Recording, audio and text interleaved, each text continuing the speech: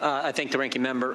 Colonel, I want to thank you for your service and sacrifice to our great country. This afternoon, your former boss, Mr. Morrison, is going to be sitting right where you're sitting, and he's going to testify. And I want to give you a chance. I think we're bringing you a copy.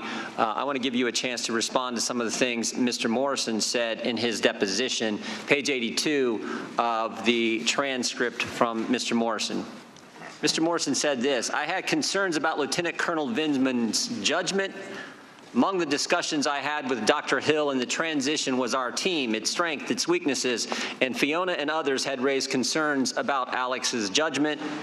When Mr. Morris was asked by Mr. Castor, did anyone ever bring concerns to you that they believe Colonel Vindman may have leaked something? Mr. Morrison replied, yes.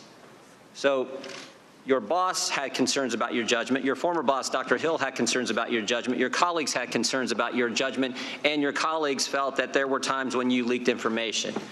Any idea why they have those impressions, Colonel Vindman? Yes, Representative Jordan. I guess I'll start by reading Dr. Hill's own words, as she attested to in my last evaluation that was dated middle of July, right before she left. Alex is a top 1% military officer and the best Army officer I've worked with in my 15 years of government service. He is brilliant, unflappable, and exercises excellent judgment.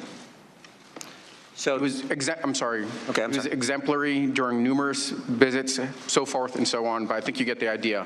Mr. Morrison, yeah, the date of that was,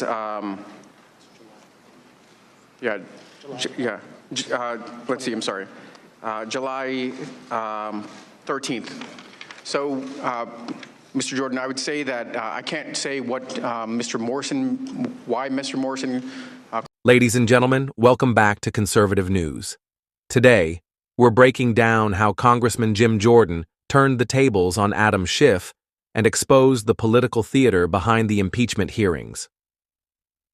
During the hearings, Schiff and the Democrats tried to frame President Trump by twisting the July 25th phone call with Ukraine's President Zelensky. But Jim Jordan wasn't having it.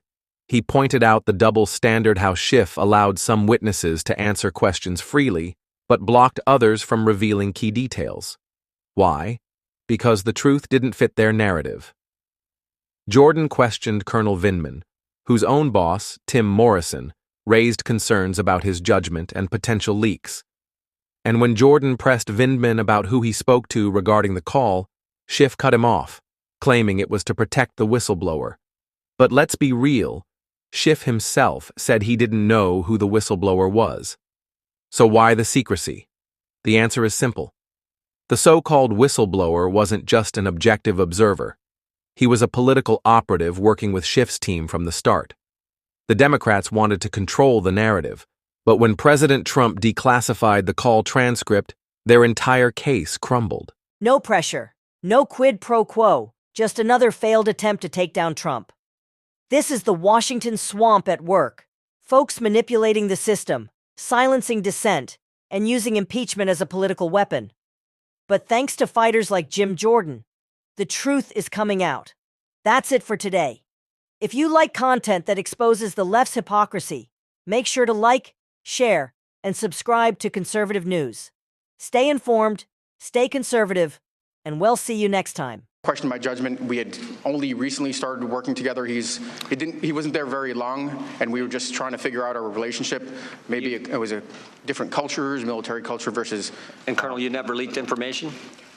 I never did, never would. That is preposterous that I would do that. Okay, Colonel, it's interesting. We deposed a lot of people in the bunker in the basement of the Capitol over the last several weeks, but of all those depositions, only 3 of the individuals we deposed were actually on the now somewhat famous July 25th phone call between President Trump and President Zelensky. There was you, the individual sitting beside you, Ms. Williams, and then there, of course, was your boss, Mr. Morrison, who I just read from his deposition. When we asked Ms. Williams who she spoke to after the call, about the call, she was willing to answer our questions, and Chairman Schiff allowed her to answer our questions. When we asked Mr. Morrison who he spoke to after the call about the call, he was willing to answer our question, and Chairman Schiff allowed him to answer our question. But when we asked you, you first told us 3 individuals at the NSC, your brother and the 2 lawyers.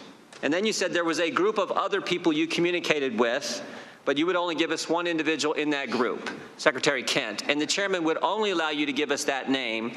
When we ask you who else you communicated with, you would not tell us. So I want to know first, how many other people are in that group of people you communicated with outside the 4 individuals I just named?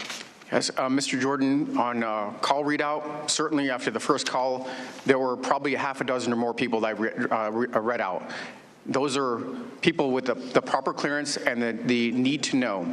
In this case, because of the sensitivity of the call and Mr. Eisenberg told me not to speak to anybody else, I only read out, outside of the NSC, 2 individuals. 2 individuals. Das Kent and one other person. And you're not willing to tell us who that other individual is? Mr. Chairman, point of order. Mr. Chairman. Mr. Chairman, point of order. The gentleman suspend. Counsel. Mr. Chairman, I would ask you to enforce the rule with regard to the disclosure with regard to the intelligence office.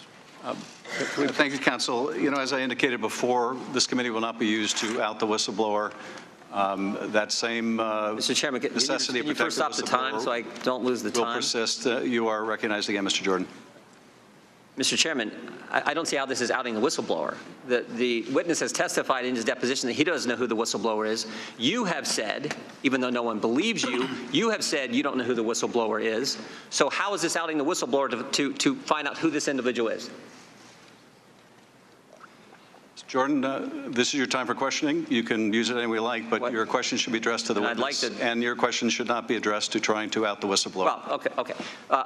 Colonel Vindman, there's another thing Mr. Morrison told us in his deposition. He said he was not concerned about the call itself. He said there was nothing illegal or improper on the call, but he was concerned about the call leaking, the contents of the call leaking. He said this, he was concerned how it would play out in Washington's polarized environment, how the contents would be used in Washington's political process.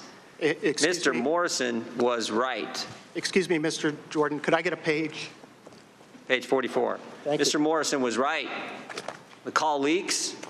The whistleblower goes to Chairman Schiff, staff.